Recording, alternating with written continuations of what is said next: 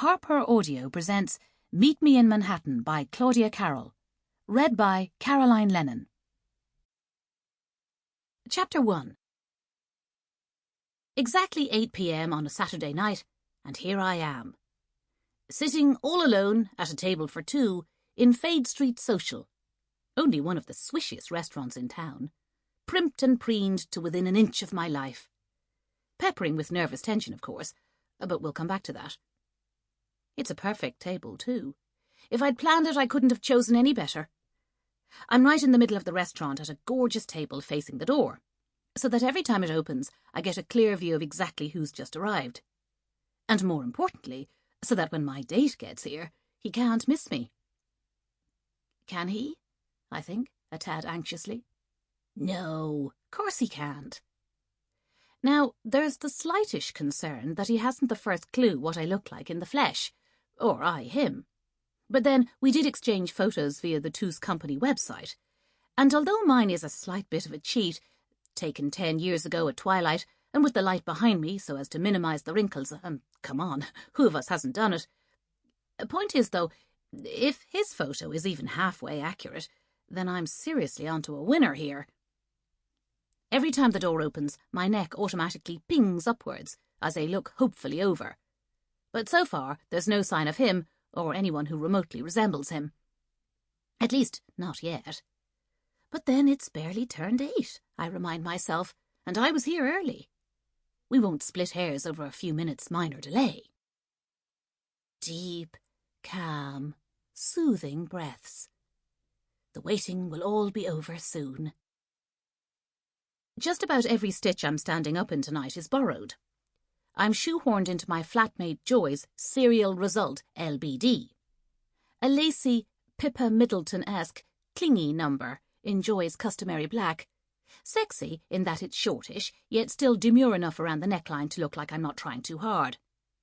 Although not trying too hard is a bit of a laugh, considering A, I've spent the whole morning splashing out on a very spendy blow-dry, then B, I subsequently figured, sure, I'm going to all this bother anyway. Why not go the whole hog and fork out for a new pair of high heels? Which I'm wearing now. A pair of black wedges. An absolute steal from River Island. Casual enough that this is just a regular, normal Saturday night out for me, and yet also giving me that crucial bit of height, because I've a vague memory of my date mentioning he was a 6-footer, and the last thing I want is to end up looking like a little munchkin beside him. Thing is, I did sort of tweak the truth about my height and size a bit on the dating site. But then, what's a few inches when your online relationship has blossomed like ours has? And I don't use the word blossomed lightly either. By nature, I'm cautious, wary, and a bit mistrustful of people until I really get to know them properly. Yet ever since this whole online flirtation started up, he's the one who's been making all the running. And believe me, when you've been on your own for as long as I have, all of that full-on attentiveness can be powerfully seductive. Even tonight was at his insistence, not mine. He was the one who suggested it in the first place. He made the reservation and told me all I had to do was turn up. So here I am, waiting. And waiting. "Something to drink from the bar, ma'am?" asks the waiter, a slightly over-solicitous guy who barely looks old enough to drink alcohol himself, never mind serve it.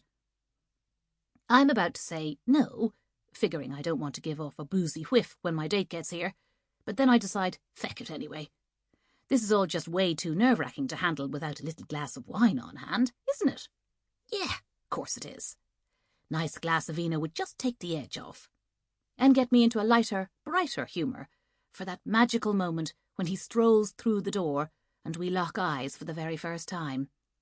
Which will, of course, be any second now. A glass of house white would be lovely, thanks. I smile nervously at the waiter, who nods back at me. Certainly, madam, I'll be right back. And you'll be a party of 2 tonight? He adds, throwing a pointed glance towards the empty chair opposite me. Yes, my friend will be here shortly. I smile, trying to sound a lot more confident than I actually feel. Another peek down at my phone. No text message, which isn't out of the ordinary.